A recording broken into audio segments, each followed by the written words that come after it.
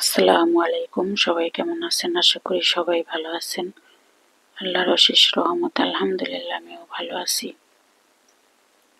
তো আজকে আমি ভিডিওটি এখান থেকে শুরু করলাম নাস্তা দিয়ে। আজকে আমার হাজবেন্ড নাস্তা এনেছে। কি নাস্তা এনেছে আপনাদের মাঝে শেয়ার করব। এই পর্যন্ত যে আপু এবং ভাইয়া ভিডিওটি অন করেছেন, প্লিজ দয়া করে একটা লাইক দিয়ে দেবেন। আপনাদের কমেন্ট অনেক পরিমাণে বেশি, কিন্তু একটা লাইক দিতে ভুলে যান আপনারা। তো যে সকল আপু ভাইয়ার অংশ কমই, আপুরাই বেশি। তো যে সকল আপুরা অনেক বেশি ভালোবাসা দিয়ে আমার ভিডিও দেখেন, আপনাদের প্রতি অনেক বেশি ভালোবাসা, দোয়া রইল। তো আজকে এখানে কালারফুল খেপসা এনেছে, তো খেপসাটা খাবো। তো আমার হাজবেন্ডকে বলেছি যে খেপসা তো খেলাম, আবার আজকে তুমি খেপসা আনলা। পরে বলতেছে খাও, মানে কি দোকানে যে যারা কাজ করে তাদের জন্য নাস্তার জন্য নিছে, তাই আর কি আমাদের জন্য একটা আনলো। তো আমার বাচ্চারা খাইতে চাইতেছে না, আমার কাছেও ভালো লাগতেছে না। তারপরে যদি না খাই, বাসায় যদি এসে দেখে তাহলে রাগারাগি করবে। তো কিছু খাবো আর কিছু রেখে দেব, সবগুলো খেতে পারবো না আর সবগুলো খাবো না, আর বাচ্চারাও বেশি খেতে চায় না। তো আমার খেপসাগুলো আমি রান্না করিনি, কিনে আনছে আর কি বললাম। তো আমার খাওয়া শেষ। এখানে বাচ্চা এখন আমসত্ত্ব খাবে, তাই আমসত্ত্ব বের করে দিতেছি।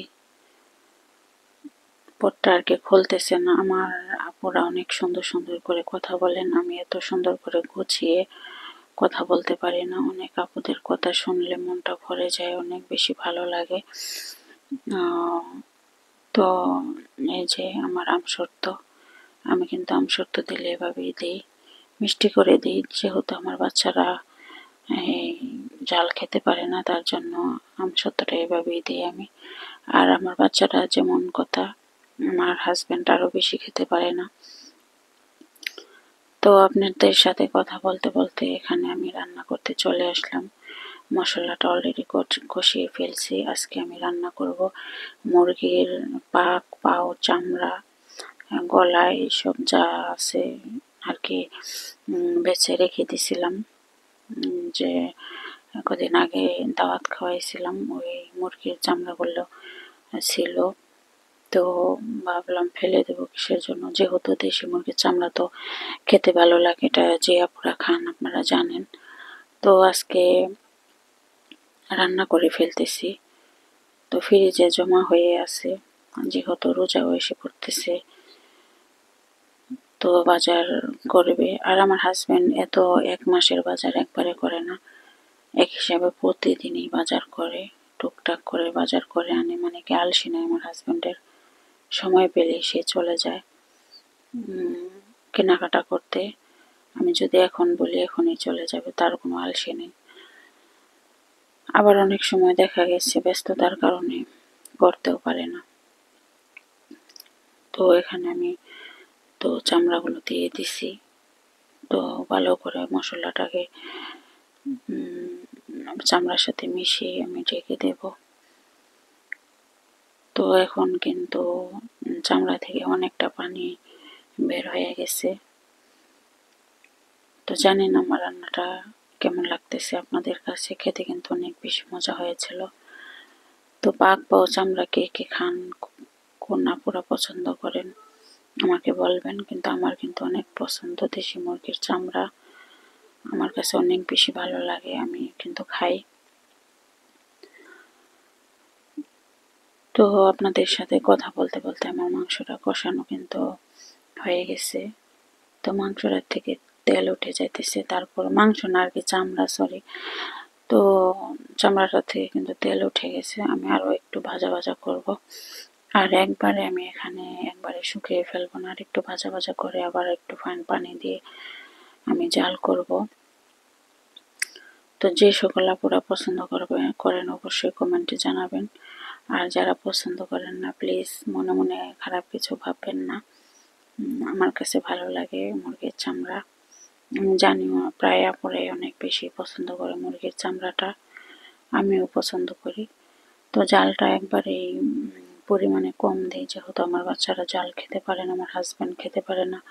কিন্তু আমার মনে চায় যে আমি রান্নাগুলি অনেক বেশি যে শুকনো মরিচ দিয়ে লাল টকটকা করে রান্না করে খাই, কিন্তু খেতে পারি না। আর দেশে মনে করেন আমার শ্বশুর জাল খেতে পারে না, তো দুই জায়গায় দুইজন আছে। তো অনেক সময় দেশে যখন থাকি অনেক সময় আমার শাশুড়ি যে আমার শ্বশুরের জন্য আমার শ্বশুরকে দেন না, অনেক বেশি জাল করে রান্না করে অনেক প্রায় জিনিসই, যেহেতু আমার শ্বশুর খেতে চায় না। ওটা যেমন আছে না হাবি জাবি দিয়ে রান্না করে, শাক পাতা দিয়ে, অনেক ছেলে মানুষরা তো পুরুষেরা শাক পাতা দিয়ে রান্না পছন্দ করে না, আমার শ্বশুরও তার মধ্যে একজন। মাংসটা বেশি পছন্দ করে। তো আপনাদের সাথে কথা বলতে বলতে কিন্তু আমার মাংসটা অনেক সুন্দরভাবে, চামড়াটা বারবার মাংস বলতেছি, কিছু মনে করবেন না। আর এখানে অল্প একটু অনেক দিন আগে যে ফার্মের আনছিল, ওখানে 2-3টা রান আছিল আর কি, ওটাও এটার সাথে দিয়ে দিছি। তো আর খাওয়া হবে না, তো ভাবলাম চামড়ার সাথে দিয়ে দিয়ে বাচ্চারা খেতে পারবে। তো এখন আমি পানি দিয়ে দিলাম, পানি দিয়ে একটু জাল করে নিব। তো বলবেন আমার রান্নাটা কেমন হয়েছে।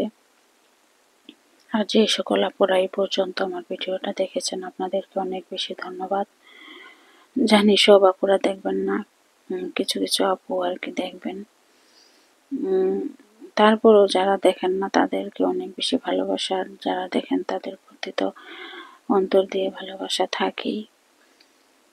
তো জানি না এখানে কতদিন পর্যন্ত থাকতে থাকবো, তা সফলতা পাবার আগেই চলে যাব কিনা জানি না।